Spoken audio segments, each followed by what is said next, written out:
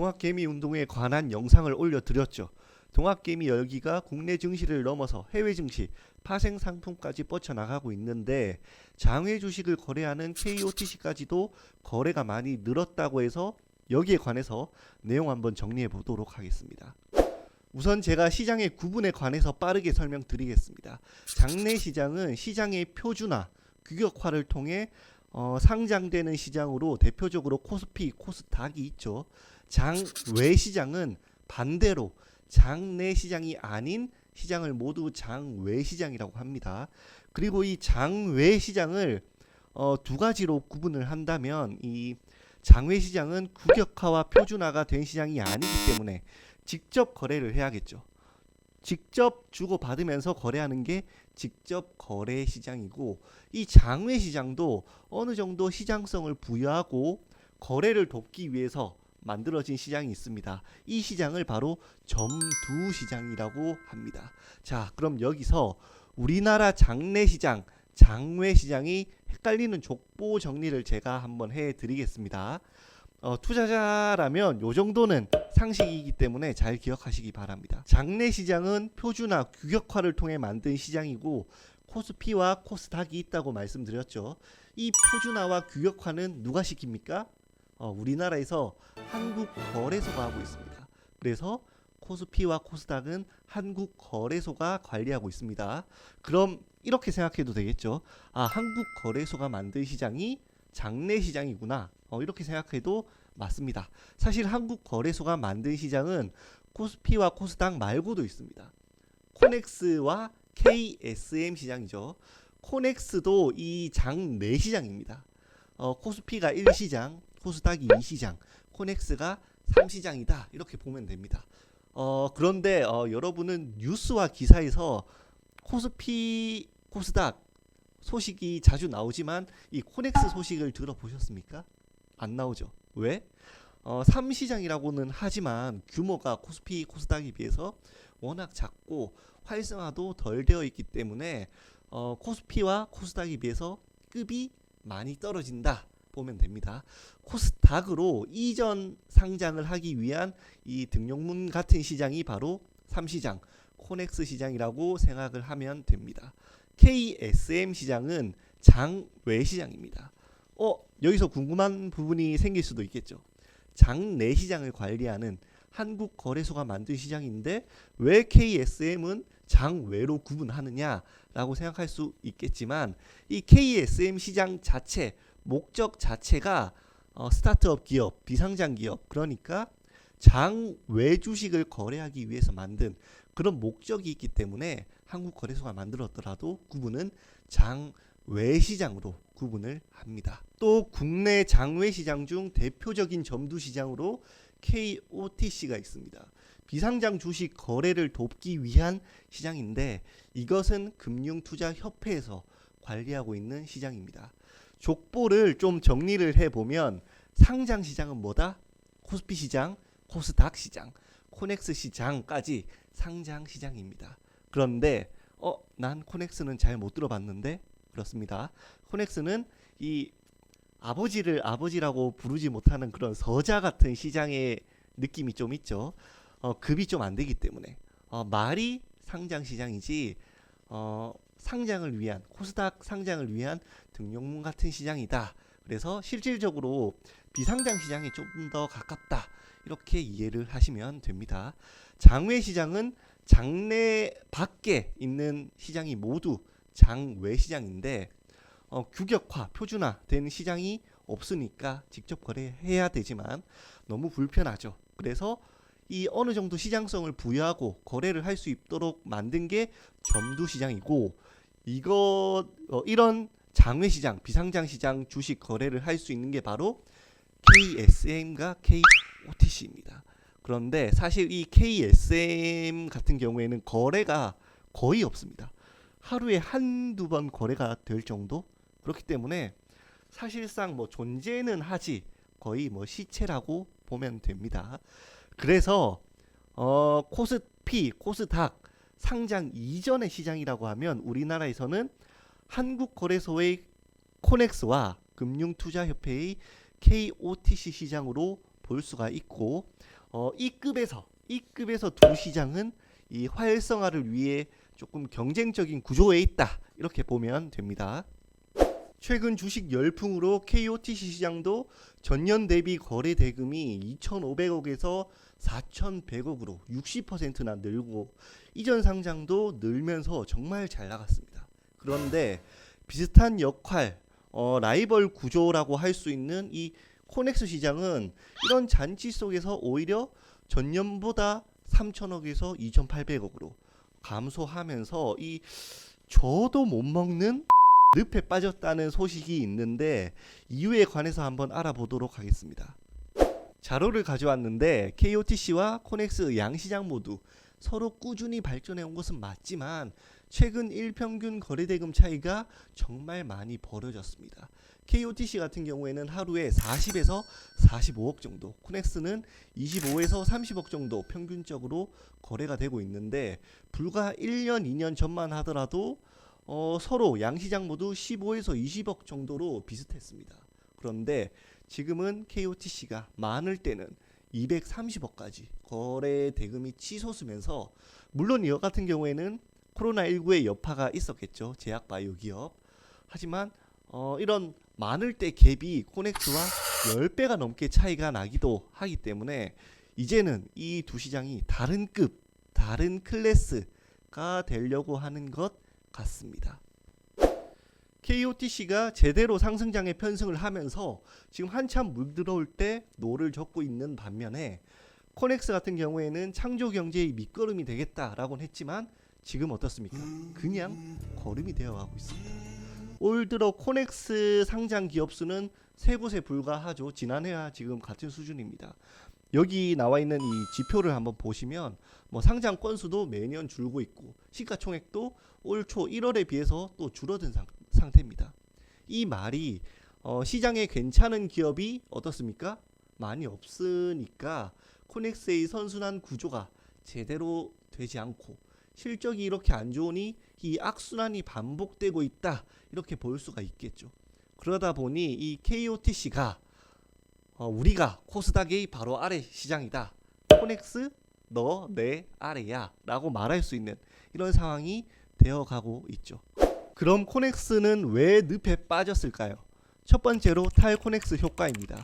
코넥스 상장 기업이 코넥스를 탈출해서 코스닥에 가게 되면 주가가 크게 급변하는 게 바로 탈코넥스 효과인데 주가가 하락할 때 원인은 주로 이전 상장을 할 때 기관이 이미 비상장 단계에서 투자한 유통 물량을 유동성이 이제 확보가 되자마자 매도할 경우에 주가가 크게 하락하는 경우가 많고 주가가 상승하는 원인으로는 기존의 코넥스 시장에서는 정보가 많이 부족했기 때문에 이전 상장을 통해서 기업 가치가 다시 한번 재평가되면서 오르기도 합니다. 여기서 궁금증이 있으시겠죠. 상장하는 날 주가가 급변하는 건 다 그런 거 아니야? 당연한 거 아니야? 사실 맞는 말이죠.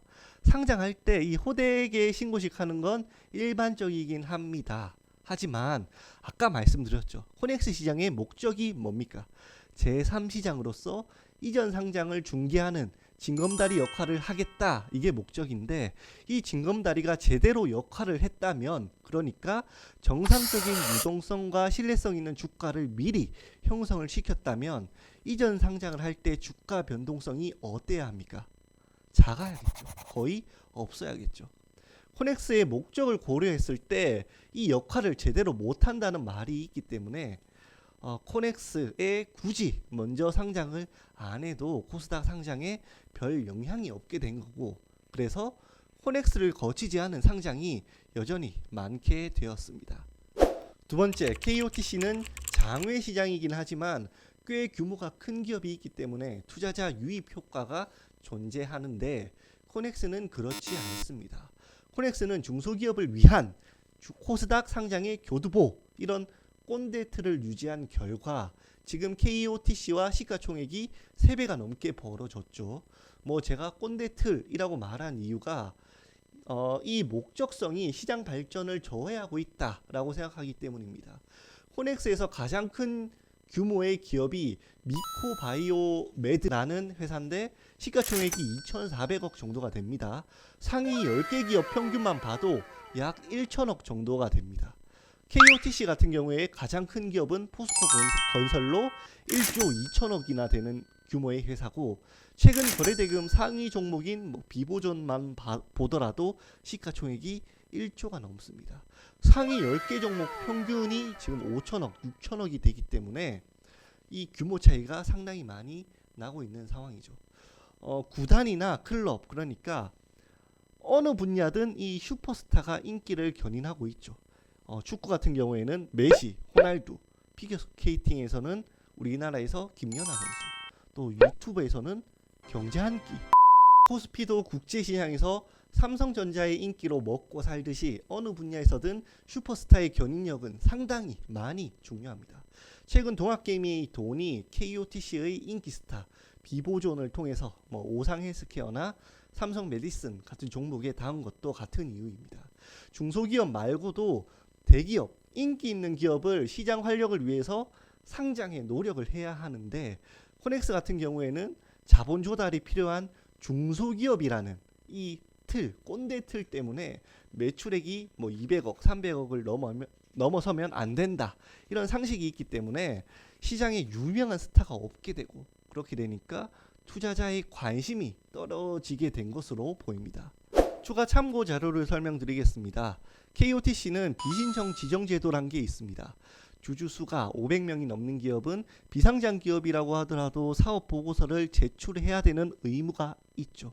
이런 기업 같은 경우에 공모를 하면은 무조건 KOTC에 강제로 거래를 해야 되는 의무가 발생합니다. 해석을 하자면 비상장 기업이라도 주주가 많으면 너는 무조건 KOTC에서 거래를 해, 이겁니다. 그래서 그동안 KOTC는 정말 괜찮은 기업들을 강제로 기업이 신청을 하지 않아도 보쌈을 해올 수가 있었죠. 거기다가 최근에 발표한 금융제도 개선 시행령에 따르면 이 보쌈 제도를 다시 한번 개편을 해서 공모조차 하지 않아도 충분히 주식 분산만 이루어져 있다면 이 기업은 KOTC를 통해서 강제 지정할 수 있게 되었습니다.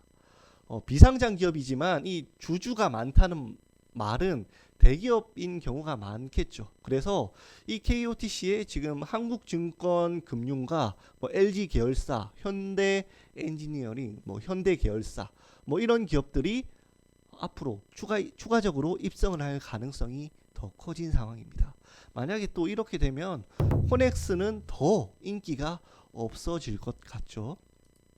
코넥스는 왜 늪에 빠졌나? 세 번째는 기업들도 꺼린다입니다. 상장에는 상장 요건이 있죠. 코넥스 상장 요건과 KOTC 상장 요건을 간단히 비교해 보면, 코넥스는 옛날에는 한국거래소의 제3시장으로서 체면이 있기 때문에 이 자기자본 5억, 매출액 10억, 순이익 3억 정도의 이 양적 요건이 있긴 했지만 현재는 이 양적 요건도 완전히 없어졌습니다. 그러니까 적자 기업도 상장이 가능해졌다, 이 말이죠. 지정 자문인만 선임해서 상장 적격성 심사만 받으면 상장을 할 수 있는 상태가 됐습니다. 참 쉽죠. 반면에 KOTC는 양적 요건이 낮지만 존재하긴 합니다. 매출액 5억 원, 그리고 이 적자여도 되긴 하지만 완전 자본 잠식은 안 된다, 요 정도 요건이 있죠. 그 대신 이 지정 자문인 선임은 없어도 됩니다. 왜? KOTC 목적 자체가 비상장 주식의 시장성을 어느 정도 부여하는 게 목적이지 상장의 교두보 역할을 하겠다, 이게 최우선 목표가 아니기 때문이죠. 그럼 중소기업 입장에서 코넥스 상장이 쉬울까요? KOTC 상장이 쉬울까요? 자, 얼핏 보면 코넥스는 양적 요건이 없기 때문에 상장이 더 쉽다라고 볼 수도 있을 것 같습니다. 하지만 실제 그 속내를 들여다보면 조금 아이러니한 부분이 있습니다. 증권사의 지정자문임을 선임하는데 드는 비용이 평균 1억에서 1억 8천만 원이 필요합니다. 반면에 KOTC는 이런 별도의 상장 비용이 따로 없습니다.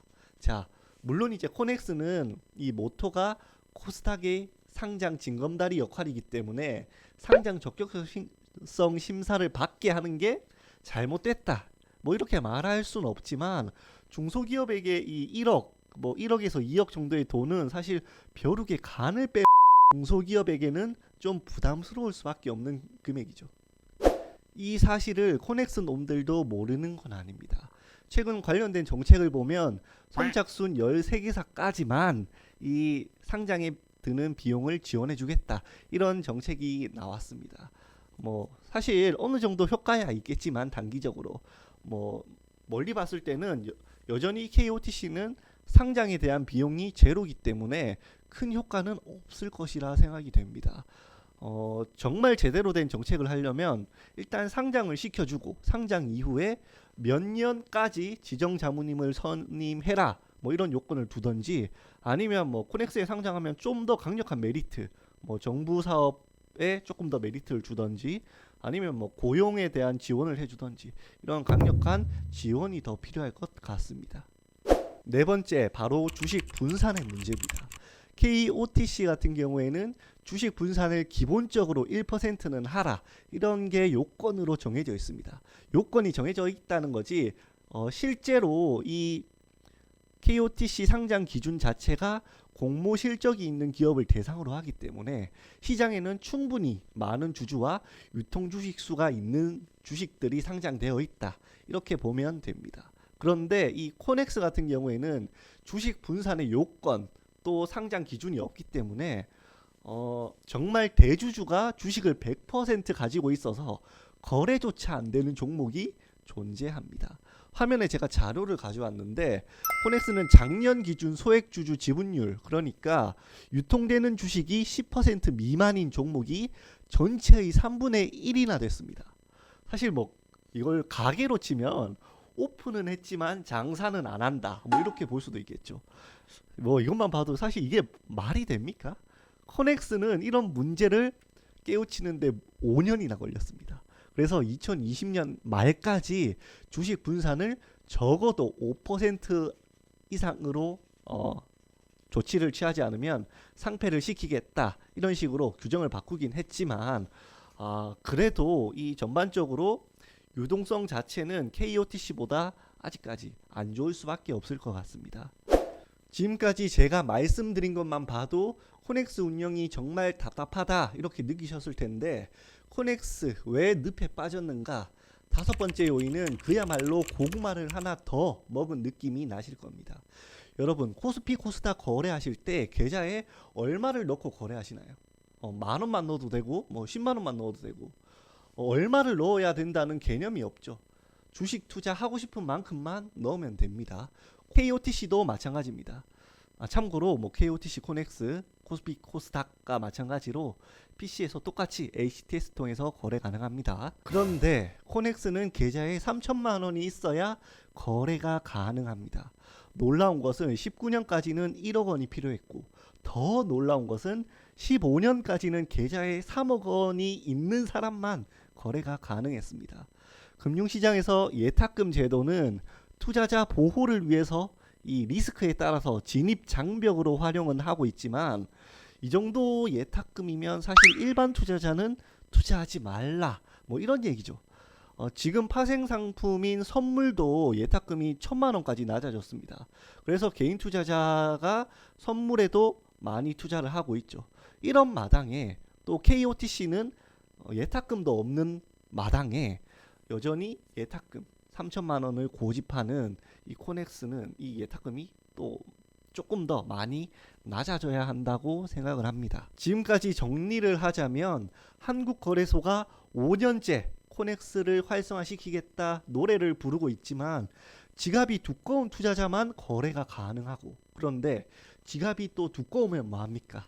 시장의 3분의 1이나 되는 종목이 유통주식수가 10%도 안 될 만큼 유통주식수도 없는데 또 좋고 정말 큰 기업은 KOTC가 다 데려가고 유망한 기업이라고 할지언정 이 상장하는데 또 유지하는데 비용이 부담스러워서 상장을 망설이는 시장이 바로 코넥스입니다. 한국거래소는 자기들이 관리하는 이 시장이 투자자에게 독이 될까봐 이게 무서워서 제대로 활성화할 의지가 전혀 보이지 않습니다.